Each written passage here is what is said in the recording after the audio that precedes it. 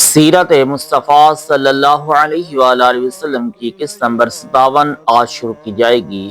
آج کا موضوع ہجرت کا 7واں سال ہے۔ غزوہ ذات القرد، غزوہ خیبر اور مزید اس کے علاوہ ذکر ہوگا۔ مدینہ کے قریب ذات القرد ایک چراگاہ کا نام ہے جہاں حضور صلی اللہ علیہ وآلہ وسلم کی اونٹنیاں چرتی تھیں۔ عبد الرحمن بن عینیہ فزاری نے، جو قبیلہ غطفان سے تعلق رکھتا تھا، اپنے چند آدمیوں کے ساتھ ناگہاں اس چراگاہ پر چھاپا مارا اور یہ لوگ 20 اونٹنیوں کو پکڑ کر لے بھاگے۔ مشہور تیر انداز صحابی حضرت سلمہ بن عقور رضی اللہ تعالی عنہ کو سب سے پہلے اس کی خبر معلوم ہوئی۔ انہوں نے اس خطرہ کا اعلان کرنے کے لیے بلند آواز سے یہ نعرہ مارا کہ یا صباحا، پھر اکیلے ہی ان ڈاکوؤں کے تعاقب میں دوڑ پڑے اور ان ڈاکوؤں کو تیر مار مار کر تمام اونٹنیوں کو بھی چھین لیا، اور ڈاکو بھاگتے ہوئے جو 30 چادریں پھینکتے گئے تھے ان چادروں پر بھی قبضہ کر لیا۔ اس کے بعد حضور صلی اللہ علیہ وآلہ وسلم لشکر لے کر پہنچے۔ حضرت سلمہ بن عقور رضی اللہ تعالی عنہ نے عرض کیا کہ یا رسول اللہ صلی اللہ علیہ وآلہ وسلم، میں نے ان چھاپا ماروں کو ابھی تک پانی نہیں پینے دیا ہے، یہ سب پیاسے ہیں، ان لوگوں کے تعاقب میں لشکر بھیج دیجیے تو یہ سب گرفتار ہو جائیں گے۔ آپ نے ارشاد فرمایا کہ تم اپنی اونٹنیوں کے مالک ہو چکے ہو، اب ان لوگوں کے ساتھ نرمی کا برتاؤ کرو۔ پھر حضور صلی اللہ علیہ وآلہ وسلم نے حضرت سلمہ بن عقور رضی اللہ تعالی عنہ کو اپنے اونٹ پر اپنے پیچھے بٹھا لیا اور واپس مدینہ تشریف لے آئے۔ حضرت امام بخاری کا بیان ہے کہ یہ غزوہ جنگ خیبر کے لیے روانہ ہونے سے 3 دن قبل ہوا۔ جنگ خیبر مدینہ سے 8 منزل کی دوری پر ایک شہر ہے۔ ایک انگریز سیاح نے لکھا ہے کہ خیبر مدینہ سے 320 کلومیٹر دور ہے۔ یہ بڑا زرخیز علاقہ تھا اور یہاں عمدہ کھجوریں یہودی عرب بکثرت پیدا ہوتی تھیں۔ عرب میں یہودیوں کا سب سے بڑا مرکز یہی خیبر تھا۔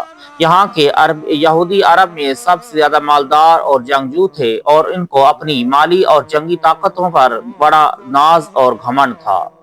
یہ لوگ اسلام اور بانی اسلام صلی اللہ علیہ وآلہ وسلم کے بدترین دشمن تھے۔ یہاں یہودیوں نے بہت سے مضبوط قلعے بنا رکھے تھے جن میں سے بعض کے آثار اب تک موجود ہیں۔ ان میں سے 8 قلعے بہت مشہور ہیں جن کے نام یہ ہیں: قتیبہ، نعم، شک، قموس، نطاطا، صعب، وطیخ، سلالم۔ در حقیقت یہ 8 قلعے 8 محلوں کے مثل تھے اور انہی 8 قلعوں کا مجموعہ خیبر کہلاتا تھا۔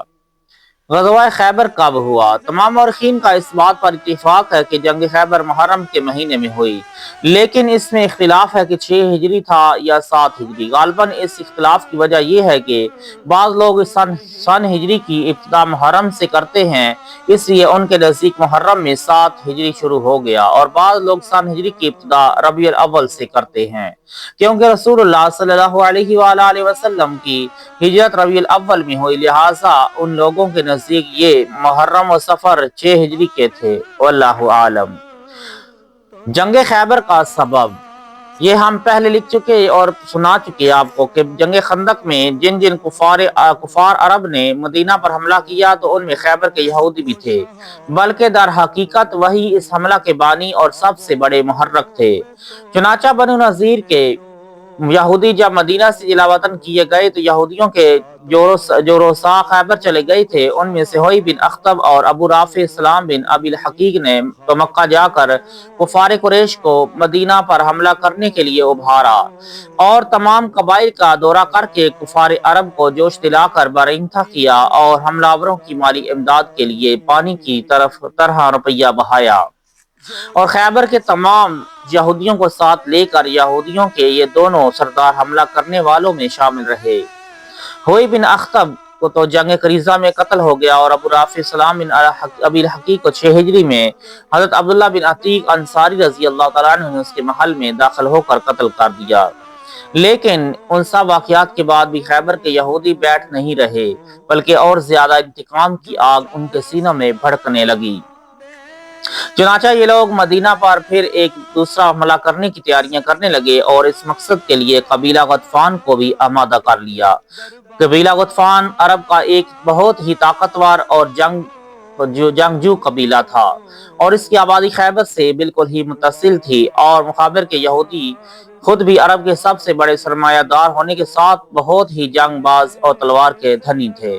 ان دونوں کے گٹھ جوڑ سے ایک بڑی طاقتور فوج تیار ہو گئی اور ان لوگوں نے مدینہ پر حملہ کر کے مسلمانوں کو تہس نہس کر دینے کا پلان بنا لیا۔ جب رسول اللہ صلی اللہ علیہ وآلہ وسلم کو خیبر کی خبر ملی کہ خیبر کے یہودی قبیلہ غطفان کو ساتھ لے کر مدینہ پر حملہ کرنے والے ہیں تو ان کی اس چڑھائی کو روکنے کے لیے 1600 صحابہ کرام کا لشکر ساتھ لے کر آپ خیبر روانہ ہوئے۔ مدینہ پر حضرت صبا بن عرفہ رضی اللہ تعالیٰ عنہ کو افسر مقرر فرمایا اور 3 جھنڈے تیار کرائے۔ ایک جھنڈا حضرت حباب بن منذر رضی اللہ تعالیٰ عنہ کو دیا اور ایک جھنڈے کا علم بردار حضرت سعد بن عبادہ رضی اللہ تعالیٰ عنہ کو بنایا اور خاص علم نبوی حضرت علی رضی اللہ تعالیٰ عنہ کے دست مبارک میں عنایت فرمایا اور ازواج مطہرات میں سے حضرت بی بی ام سلمہ رضی اللہ تعالیٰ عنہا کو ساتھ لیا۔ حضور صلی اللہ علیہ وآلہ وسلم رات کے وقت حدود خیبر میں اپنی فوج ظفر موج کے ساتھ پہنچ گئے اور نماز فجر کے بعد شہر میں داخل ہوئے تو خیبر کے یہودی اپنے اپنے ہنسیا اور ٹوکری لے کر کھیتوں اور باغوں میں کام کاج کے لیے قلعہ سے نکلے۔ جب انہوں نے حضور صلی اللہ علیہ وآلہ وسلم کو دیکھا تو شور مچانے لگے اور چلا چلا کر کہنے لگے کہ اللہ کی قسم لشکر کے ساتھ محمد صلی اللہ علیہ وآلہ وسلم ہیں۔ اس وقت حضور صلی اللہ علیہ وآلہ وسلم نے فرمایا کہ خیبر برباد ہو گیا۔ بلا شبہ ہم جب کسی قوم کے میدان میں اتر پڑتے ہیں تو کفار کی صحبت بری ہو جاتی ہے۔